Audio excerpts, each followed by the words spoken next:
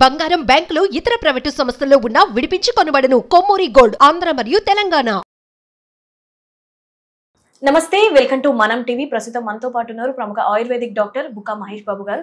సార్తో మాట్లాడి మనకున్న సందేహాలు నివృత్తి చేసుకుందాం. హలో సార్, నమస్తే. నమస్తే సార్, గ్యాస్ట్రిక్ ప్రాబ్లం. సో ఈ గ్యాస్ట్రిక్ ప్రాబ్లం ఉన్న వాళ్ళు ఎప్పుడు ఛాతిలో మంట, సో ఏం తినాలన్నా ఇబ్బంది పడుతూ సో ఉంటూనే ఉంటుంది కదా సార్. అయితే గ్యాస్ట్రిక్ ప్రాబ్లం ఎలా తగ్గించుకోవాలి అంటే బయట ఇంగ్లీష్ మెడిసిన్స్ కాకుండా జనరల్గా మన ఇంట్లోనే ఆయుర్వేదం చిట్కాలతో ఎలా తగ్గించుకుంటే మంచిది అంటారు?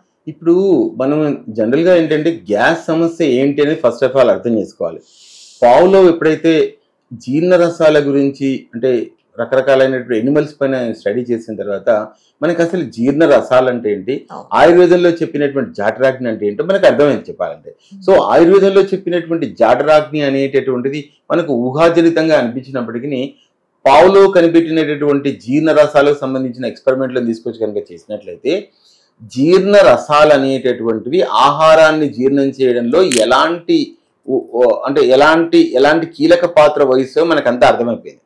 అంటే ముఖ్యంగా ఏదైనా ఆహార పదార్థాలు తీసుకున్నప్పుడు ముందు మనం నోట్లో నుంచి ఫస్ట్ లాలాజలంతో కలిసిపోతుంది. లాలాజలంతో కలిసిన తర్వాత మొదటి దశ అది మనం మింగుతాం. మింగినప్పుడు స్టమక్ లోకి వెళ్ళిపోతుంది. అక్కడ హైడ్రోక్లోరిక్ యాసిడ్ అంటే జీర్ణరసం రెండో జీర్ణరసం మనకు అక్కడ నాలిక సలైవతో చేసినటువంటి మొదటి దశ నుంచి రెండో దశలోకి ఎంటర్ అవుతాం.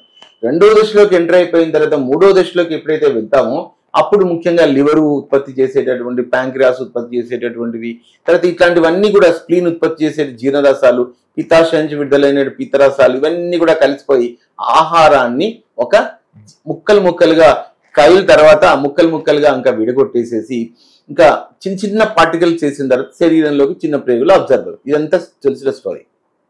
ఈ దశలో మనకి ఎప్పుడైతే ఆహారము జీర్ణం కావడానికి ఎక్కడ ఇబ్బంది పడుతుందో ఆ ఇబ్బంది పడేటటువంటి అంశాలలో ఆయుర్వేద వైద్యం అనేది అద్భుతంగా ఉంది.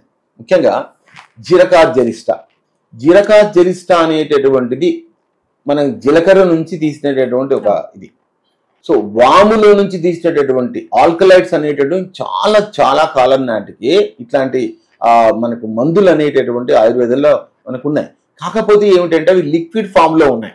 అవే కాకుండా అవిపత్తికర చూర్ణము, భాస్కర్ లవణ చూర్ణము ఇట్లాంటివి కూడా మనకి ఎంతో అద్భుతమైనటువంటి ఔషధాలు. అంటే నిజంగా చెప్పాలి అంటే మీరు ఆ ఔషధాన్ని వేసుకున్న వెంటనే మరుక్షణం మీద యాక్షన్ పనిచేస్తుంది. వచ్చిన నమ్మకం ఏంటంటే మనకు ఈ జెరసిల్ లాంటి మందులు వాడుకోవడం అలవాటు అయిపోయింది కాబట్టి అవి మందులు రెగ్యులర్ గా వాడడం, ఎంత అసిడిటీ వచ్చిందంటే జెరసిల్ వాడాల్సిందే అనేటటువంటి కాన్సెప్ట్ లో మనం ఫిక్స్ అయినాం కాబట్టి ఇలాంటి ఔషధాలు వాడలేదు కాబట్టి వాడి యొక్క పనితీరు మనకు తెలియదు. వాస్తవానికి ఆహారంలో ఎప్పుడైతే కానీ గ్యాస్ లాంటిది వస్తున్నట్లయితే ముఖ్యంగా భాస్కర్ లవణ చూర్ణం కనుక మజ్జిగలో కలుపుకొని కనుక తీసుకున్నట్లయితే మనకు చాలా అద్భుతమైనటువంటి ఫలితాలు వెంటనే వేసుకున్న వెంటనే మరుక్షణమే కనిపిస్తాయి. తర్వాత ఈ వాముతో తయారయ్యేటటువంటి అర్కం కూడా మనకు బయట మార్కెట్లో దొరుకుతా ఉంది. అంటే లిక్విడ్ ఫామ్ లో ఉంటుంది. దాన్ని కొంచెం వాటర్ కలుపుకొని తీసుకున్నట్లయితే పొట్టలో వచ్చే నొప్పి తగ్గుతుంది. తర్వాత శంఖవటి అనేటటువంటి టాబ్లెట్స్ అనేటువంటి పొట్టలో నొప్పి తగ్గించడానికి పనికొచ్చేటటువంటి ఔషధాలు ఉన్నాయి. సో ఇట్లాగా లివర్ ను స్టిమ్యులేట్ చేసి ఎక్స్ట్రా అంటే వాటి యొక్క రసాలను తెప్పించగలిగినటువంటి ఆయుర్వేద ఔషధాలు కూడా ఉన్నాయి అన్నట్లు.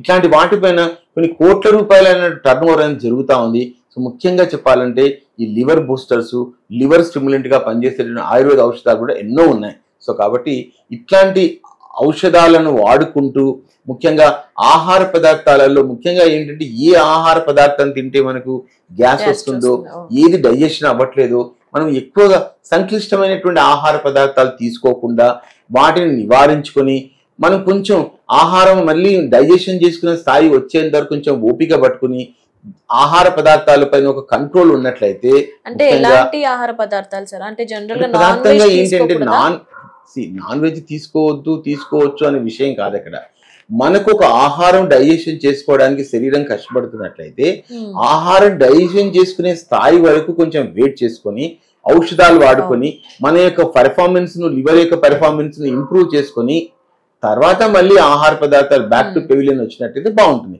మనం ఏంటంటే రోగం తగ్గక ముందే ఓ పక్క జెరసిల్ టాబ్లెట్లు వాడుకుంటూ రెండో పక్క నేను నాన్ వెజ్ తింటాను, లేకపోతే నేను వేపుళ్ళు తింటాను, మరొకటి తింటాను అంటే లివర్ పనిచేయకుండా పోయేటటువంటి ఆస్కారం ఉంది. అవును, అసలు ఈ రోజు అసలు ఆర్గాన్స్ పనిచేయకుండా ఎందుకు పోతున్నాయి అంటే ఆర్గాన్స్ పైన విపరీతమైన ఒత్తిడి ఉండడం వల్ల జరుగుతుంది.